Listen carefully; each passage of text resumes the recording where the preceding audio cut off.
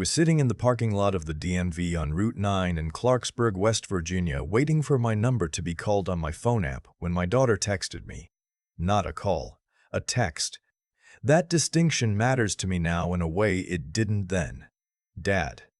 The contractor just called me. He says you need to come to the house. He says don't bring anyone. I read it twice. My daughter had been the one to hire the contractor, a man named Ed Porcaro, because I'd been slow about everything that year. Slow to file the paperwork. Slow to clear out the closets. Slow to deal with the garage, which was where my father had spent most of his waking hours for the last 20 years of his life, and which still smelled like motor oil and sawdust and him. My daughter had finally said, "Dad, we need to fix the roof drainage before winter," and she'd handled the hiring because she knew I wouldn't. I told her I was on my way. I didn't ask questions. Something in the flatness of her test? She's not a flat texter. She uses too many exclamation marks usually. Told me questions could wait. My name is Arthur Delaney. I'm 54 years old. I grew up in Clarksburg, and I've never lived more than 40 minutes from where I was born, which is not something I'm ashamed of. My father, Douglas Delaney, died 16 months before Ed Porcaro found what he found.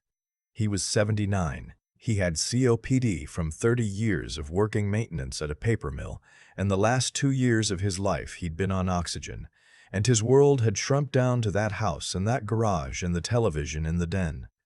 He died on a Tuesday in November, which felt appropriate. My father was a Tuesday kind of man. Quiet, steady, not much for occasions. He had outlived my mother by 11 years. He had managed his own finances, driven himself to appointments until about 8 months before he died, and kept that garage in a state of organization that I genuinely admired. Everything labeled, everything in its place. He had built metal shelving units himself in the 90s, and the shelves were still level. My father was not a man who let things get away from him. Ed Porcaro was already standing at the mouth of the garage when I pulled in. He's a stocky man, maybe 60, with a white beard and the kind of handshake that tells you he's been working with his hands since he was 15. He hadn't met my eyes yet when I got out of the car, which I noticed. "I found something," he said. "I want you to see it before we talk." He'd been up on the garage roof clearing the gutters and resealing the flashing when he noticed that a section of the interior ceiling, a drop ceiling my father had installed himself back in the 90s, had a panel that didn't sit flush. One corner was slightly raised. He'd pressed it to reseat it and found that it was resting on something, not on the grid rail the way it should have been. So he'd lifted the panel out entirely, and that was when he'd seen it. There was a fireproof document box up in the ceiling cavity. The kind you buy at Staples or Home Depot, black, with a key lock. It was sitting on a piece of plywood my father had cut and laid across 2 joists specifically to hold it. He hadn't just hidden the box, he'd built a little shelf for it. That was the detail that hit me first. He had planned this, Ed said. "I don't know what's in it, and I didn't want to just hand it to your daughter without you seeing where it came from." I thanked him and sent him to get coffee at the diner 2 blocks down. I said I'd call when I was ready for him to come back. He left without pushing, and I've thought about that since. The right people always seem to know when to leave a man alone with something. I found the key in 20 minutes. My father kept a small tin of miscellaneous keys in his kitchen junk drawer, which was the least junky junk drawer I have ever seen in my life. The keys were organized by a strip of masking tape with handwritten labels. Most said things like mailbox or storage unit or mom's house 1987, my grandmother's house long sold. One said only DB in his handwriting. My father's middle name was Bernard. The box contained 3 things. A sealed envelope with my name on it, written in his hand. A small digital recorder, the kind reporters used to use, a handheld Olympus, and a manila folder, thick, held shut with a rubber band.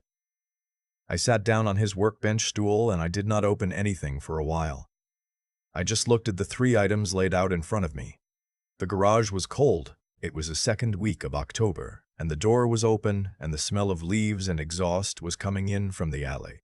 My father had sat on this same stool probably 10,000 times. I opened the folder first. Inside were financial documents, account statements, not our household accounts. Accounts I had never seen, at a bank I didn't recognize at first. a credit union called Mountaineer Savings that I later learned had been absorbed by a larger regional bank about 4 years prior. The statements went back 9 years. The account was in my father's name only. The balance of the last statement, dated about 7 months before he died, was just under $41,000. That surprised me, but not in a bad way. Not yet. My father was frugal. He'd been frugal his whole life. Saving $40,000 over 9 years on a fixed income wasn't impossible. But then I kept reading. There were also withdrawal records. Over the previous 3 years, money had been coming out of that account at irregular intervals. Sometimes $500, sometimes $2,000. The withdrawals were all in cash. The total of cash withdrawals over 3 years was a little over $28,000. There was no note explaining these. There was no corresponding ledger showing where that money went. But clipped to the withdrawal records with a binder clip was a business card. The name on it was a man I recognized, a man I'll call Mercer for now, though that's not his real name. He was my father's financial advisor of 6 years. He had come recommended through my uncle on my mother's side. He was in his mid-40s, wore good suits, had an office downtown with a reception area that felt designed to make you comfortable handing over your paperwork. Underneath the business card was a single sheet of paper in my father's handwriting, a list of dates and dollar amounts all matching the cash withdrawal records I'd just been looking at. At the bottom of the list, in handwriting that was slightly shakier than the rest, my father's hands had been trembling in his last months. He had written, "He told me these were reinvestment fees." They are not. I looked it up. Ask where the receipts are. I put the folder down. There was a specific way my father said things when he was certain about them and done discussing them. A flatness. That note had that flatness. He was not speculating. He was filing a report. I'd seen him write that way exactly once before in my life, when he wrote a formal complaint to the paper mill's HR department in 1999 about a safety violation he'd witnessed. He'd shown it to me. Same voice. I picked up the recorder. There were 3 audio files on it, which I could see on the small LCD screen. The first was dated 14 months before his death, 42 minutes long. The second, 9 months before his death, 21 minutes. The third, 4 months before his death, 11 minutes. I didn't have a way to play them there in the garage. The recorder needed a cable to connect to anything, and I didn't have one. I sat with that frustration for a few minutes. Then I called Ed back, told him he could finish up, and I carried the box inside. I called my daughter that evening. She was 40 minutes away in Morgantown, where she lives with her husband and my 2 grandchildren. I told her I needed to borrow her laptop and that I would explain when I got there. She asked, her voice careful in the way it's been careful since her grandfather died. If something was wrong, I told her that I genuinely wasn't sure yet, but that I intended to find out. She has one of those small USB multi-adapters that handles every port ever made, and we found a way to connect the recorder to her laptop. She sat next to me at her kitchen table while I played the first recording. It was my father's voice. He sounded better than I expected. The first recording was 14 months before his death, which meant he was still managing, still relatively clear. He was sitting somewhere quiet, probably the garage. You could hear the faint hiss of his oxygen concentrator in the background. He was speaking slowly, the way he did when he was being deliberate. He said, "This is Douglas Delaney. Today's the 11th of August. I'm making this record because I've decided I need a record. I've known for about 6 months that something is wrong with my money. I didn't say anything to Arthur yet because I wanted to be sure. I'm sure now." He laid it out with the same precision as the folder. He described the fees. Mercer had been billing him for what he called portfolio management and liquidity services, presented to my father as standard charges embedded in their service agreement. My father had signed an agreement 6 years earlier when he'd first moved his savings over. He had kept his copy, of course, because my father kept everything. When he'd gone back to look at it, he found that the language about fees was vague in a way that would have meant nothing to him when he signed it. But that could be read now as covering almost anything. He had looked it up, as the note said. He had used his tablet. He'd gotten one 3 years before he died, and I had been the one to teach him how to use it, which is a memory that sits with me differently now. He had found guidance from FinRay, the Financial Industry Regulatory Authority, about how fee structures were supposed to be disclosed. Mercer's disclosures, my father believed, did not meet that standard, and the fees being taken in cash was the part that bothered him most. He said on the recording, in that flat, certain voice, legitimate fees don't come out in cash. I built houses in the summers when I was young. I know what a cash arrangement means. My daughter had been quiet through the whole first recording. When it ended, she said, very quietly, "Grandpa," she wasn't crying, but she looked the way people look when they realize someone they underestimated, someone they loved but perhaps thought of as slow, as old, as past it, was sharper than they knew. My father had been navigating this alone, and declining health was shaking hands in an oxygen tube, and he had been building a case. I played the second recording, 9 months before his death. He sounded noticeably worse. His breathing was audible between sentences, but he'd done something remarkable in the 5 months between recordings. He had written to Mercer, formally, by letter, not email, because my father didn't trust email for things that mattered, and Mercer had responded. The second recording was my father reading Mercer's response aloud, slowly, and then commenting on each part. Mercer's letter described the fees as customary and consistent with industry practice. It suggested my father may have been confused by the statements. It offered to schedule an in-person meeting to walk through everything. It mentioned that managing finances could be stressful and that clarity was important at my father's stage of life. That phrase, "at my father's stage of life." My father paused after reading it and said, "He thinks I'm confused. I'm not confused. I'm going to record our next meeting." I looked up whether West Virginia is a one-party state. It is. I stopped the recording. I looked at my daughter. She had her hand over her mouth. He had looked up recording law on his tablet. He was 78 years old, on oxygen, and he had researched one-party consent rules so that he could legally record his financial advisor. The third recording was that meeting. My father and Mercer, in Mercer's office, 11 minutes. My father had gone alone, which I wish now he hadn't. But I understand why. He didn't want me there. He wanted to do this himself. He brought the statements. He brought Mercer's letter. He asked Mercer to explain, specifically, what services had been rendered in exchange for the cash withdrawals. Mercer gave him an explanation that shifted twice.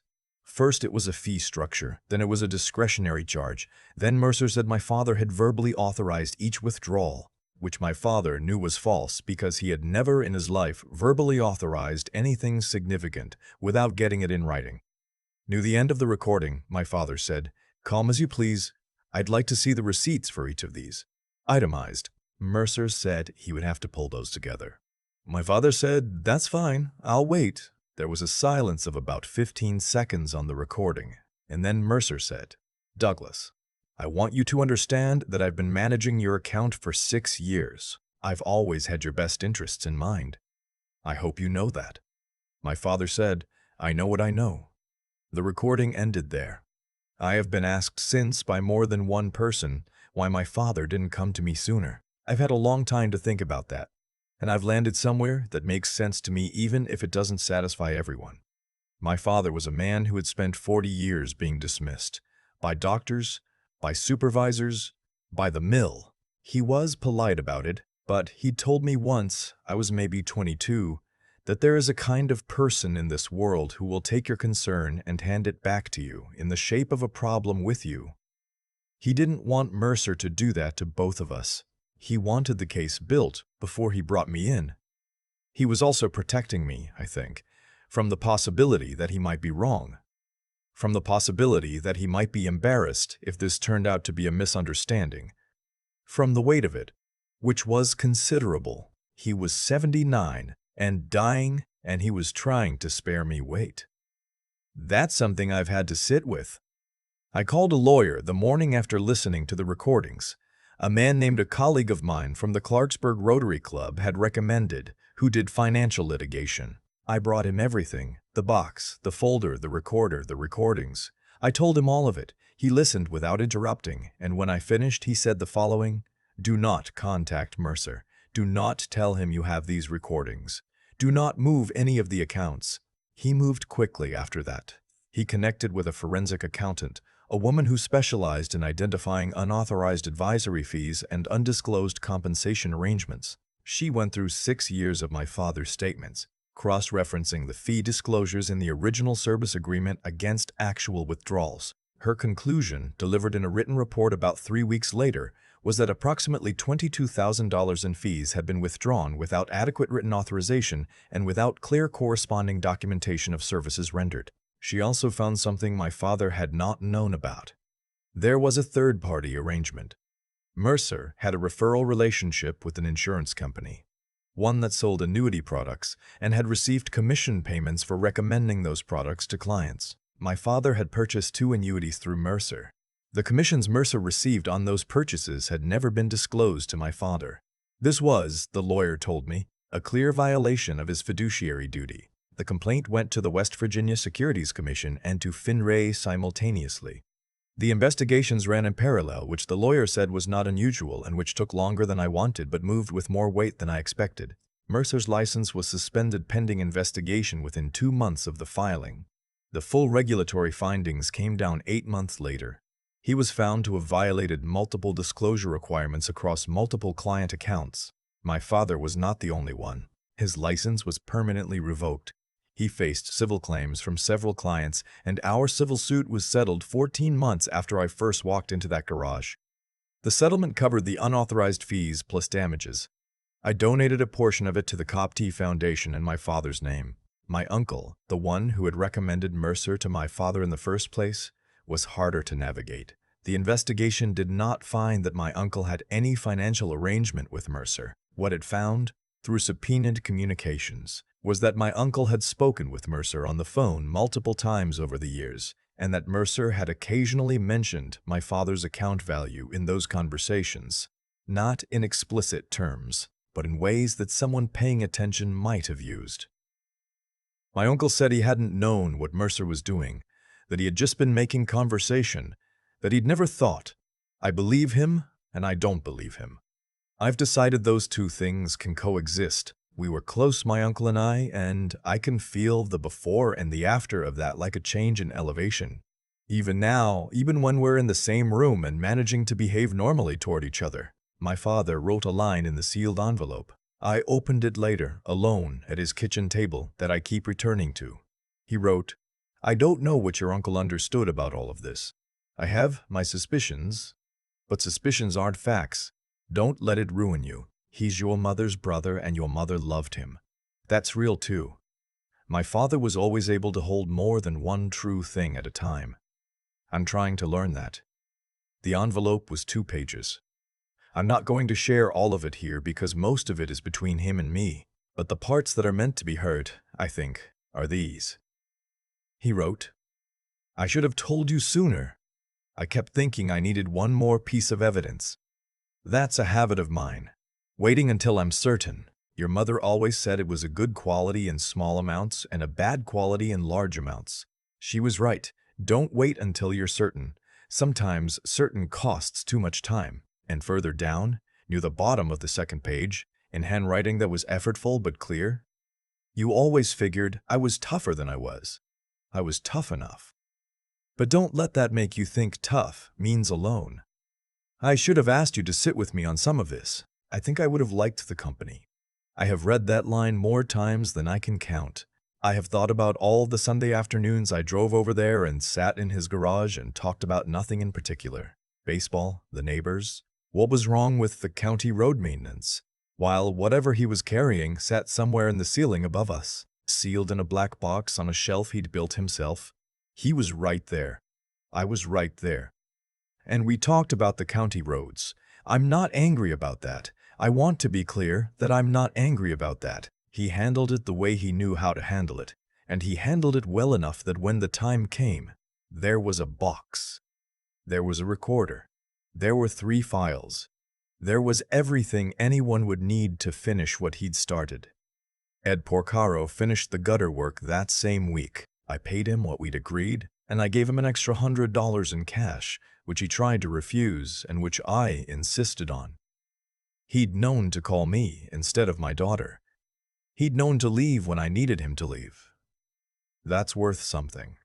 That's worth more than the gutter work. I still go to the house sometimes. I haven't sold it. My daughter thinks I should, eventually, and she's probably right, eventually, but the garage is still there with the shelves my father built, level and straight, and the tin of labeled keys in the kitchen drawer, and the workbench stool that I still sit on when I go out there. I've been meaning to fix a section of the side fence that's been leaning for 2 summers now. He would have fixed it immediately. I keep saying I'll get to it. I know I will. There's a saying my father used when something difficult had been done, but at too high a cost. He'd say, well, it got done. Not satisfied, not bitter, just acknowledging that some things get done the hard way, through pain and slowness and alone when you should have had help. And the fact that they got done is real, and the cost is real. And both of those things are true at the same time. He built a shelf in the ceiling of his garage. He locked his evidence in a box. He researched recording law on a tablet he learned to use at 76. He carried it for 14 months, and he did not let it go, and he did not let it disappear, and because he didn't, something was done about it. He was the most organized man I've ever known. He was also, I understand now, one of the most quietly stubborn. And I mean that the way he meant things, flat and certain and done discussing it. It got done. I've thought a lot about what my father chose to do and what it cost him to do it that way. He could have called me the day he noticed the first discrepancy. He could have knocked on my door on any given Sunday when I was sitting 3 feet away from him talking about nothing and said, "Arthur, something's wrong with my money and I need your help." I would have dropped everything. He knew that. That's exactly why he didn't. As a kind of person who will not bring you a half-built case, who believes that showing up with suspicion and no proof is the same as showing up empty-handed, and who would rather carry the weight alone than hand you something that might turn out to be nothing. My father was that kind of person. I used to think it was pride. I don't think that anymore. I think it was a form of respect, for me, for the truth, for the seriousness of what he was accusing someone of. He didn't want to wreck a man's reputation on a feeling. He wanted facts, so he went and got them. What I keep coming back to is that he did all of it in decline. His hands were shaking, his lungs were failing. He was learning to use a tablet at 76 so he could look up FINRA disclosure requirements and West Virginia recording law. He drove himself to that meeting with Mercer and sat across from a man in a good suit and asked, in that flat, certain voice of his, to see itemized receipts. And when Mercer said he'd have to pull those together, my father said he'd wait. 78 years old, oxygen tube, and he said he'd wait. That is not stubbornness for its own sake. That is a man who decided that the truth was worth the discomfort of insisting on it. I think about Mercer, too, not with hatred. I moved past that faster than I expected, which surprised me, but I think about the specific calculation he must have made over and over every time he pulled cash from my father's account. He had looked at an old man on a fixed income, a widower, and decided that this was someone who would not check carefully enough, who would not push back hard enough, who would eventually get confused enough that nothing could be proven.